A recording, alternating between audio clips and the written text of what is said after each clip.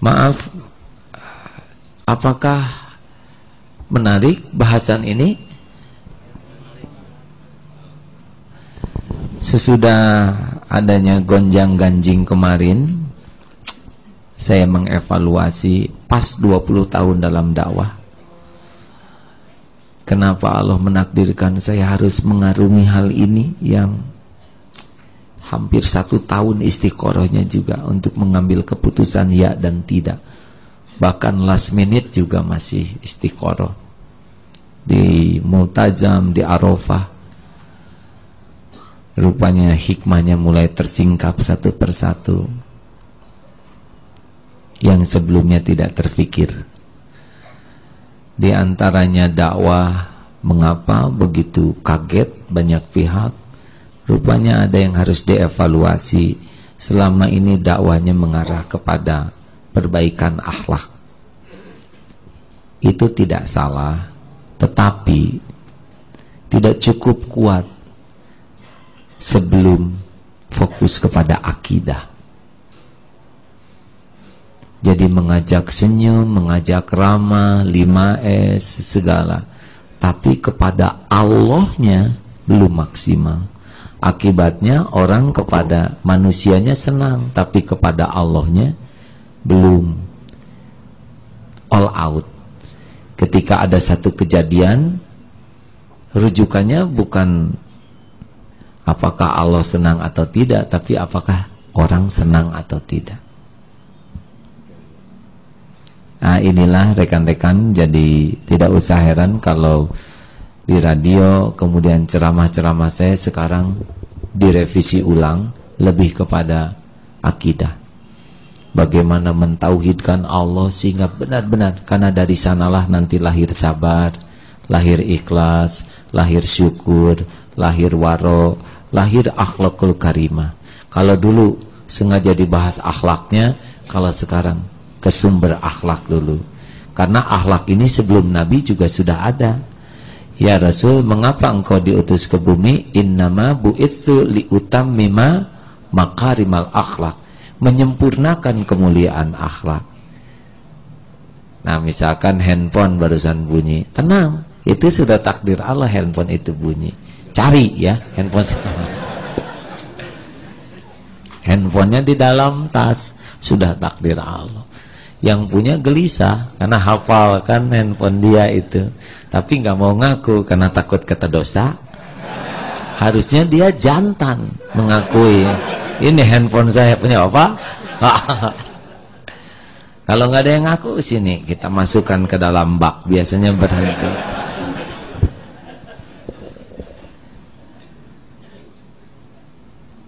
Rekan-rekan sekalian, akan ada revisi dalam dakwah. Mudah-mudahan 25 hari di Mekah nanti akan ditemukan format baru di dalam dakwah AA. Sesudah 20 tahun kan harus ada evaluasi, segalanya juga harus ada tesnya. Kesetiaan bisa dites pada waktu ujian. Kan kalau ujian begini, kapal bocor, orang macam-macam. Ada yang sibuk mencari lubang, mana bocornya? Dia lari, dia gunakan pakaiannya, dia ambil palu, sekuat tenaga menutup lubang supaya tidak bocor.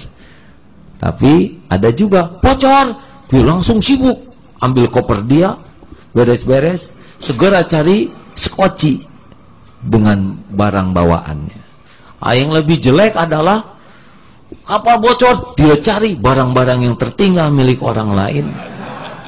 Dia benar-benar.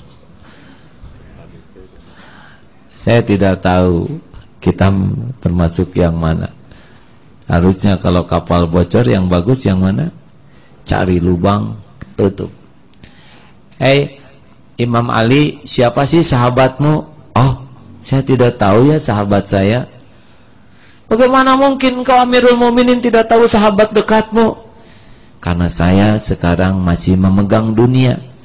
Karena dunia masih ada dalam genggaman saya tidak tahu sahabat saya. Nanti kalau dunia sudah tidak ada, saya akan tahu siapa sahabat saya. Jadi tidak usah heran kalau saudara masih punya jabatan, banyak sahabat. Nanti kalau pensiun, siapa sahabat? Nanti kalau dalam kesulitan, kepahitan, di sanalah sahabat. Pertanyaan? Silakan.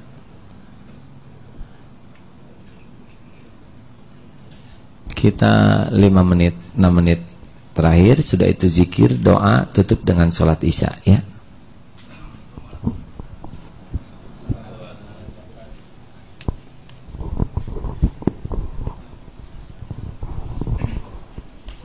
Assalamualaikum warahmatullahi wabarakatuh. Waalaikumsalam. Saya ingin saran langsung dari Agim, bagaimana kiat untuk mengubah kebiasaan buruk menjadi dihilangkan gitu. Misalnya saya punya kebiasaan buruk banyak tidur gitu. Banyak tidur? Nah itu bagaimana kiatnya? Gitu.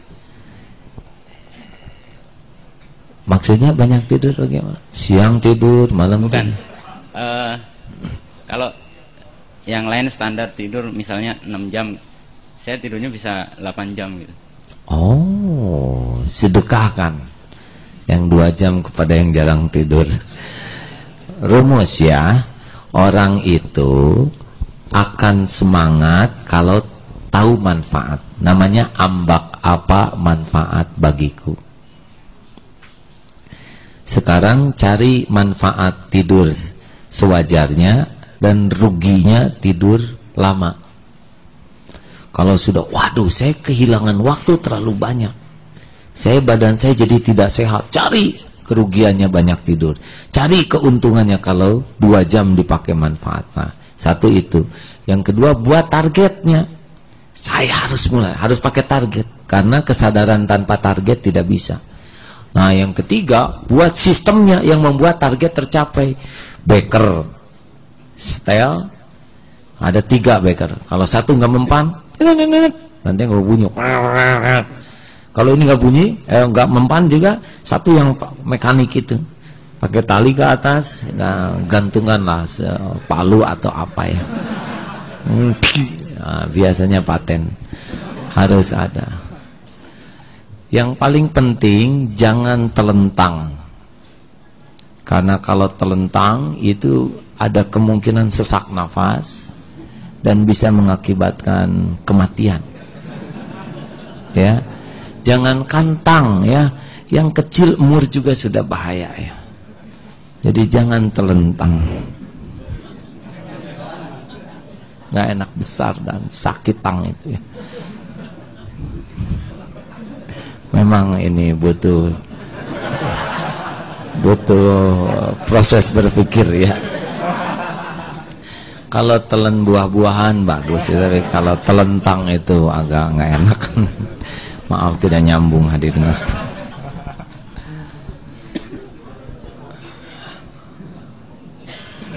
Kepada yang baru datang, niatnya sudah sampai, ikhtiarnya sudah sampai, jangan kecil hati, insya Allah ya. Baik, satu terakhir, akhwat, ya. Siapa? Ya, silakan.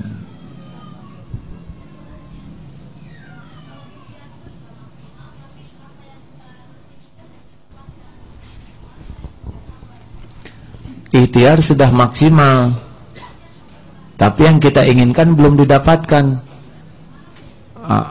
Bagaimana supaya sabar? Apakah yakin yang kita inginkan itu membawa kebaikan? Belum tentu. Kalau gitu sabar aja, mungkin itu yang terbaik. Bagaimana kalau terjadi malah jadi malapetaka? Misalkan adik dilamar oleh seseorang, tiba-tiba menjelang pernikahan batal. Itu nikmat atau musibah? Nah, tergantung kita. Kalau sebelumnya kita sudah minta yang terbaik, lalu terjadi membatalkan pernikahan, insya Allah doa kita dikabul. Tapi bagaimana? Hati saya remuk, itu beda lagi, urusan sendiri itu ya. Mau diremuk-remukan bisa. Tapi kalau kita sudah istiqoroh, minta yang terbaik dan tidak jadi, itu berarti dari Allah yang terbaik. Enggak enak, mungkin Allah akan mengganti dengan yang lebih baik. Tapi saya sedih, manusiawi. Kalau nggak sedih, Robocop. Sedih, cemburu, jengkel, itu perangkat hidup normal kita, nggak ada masalah.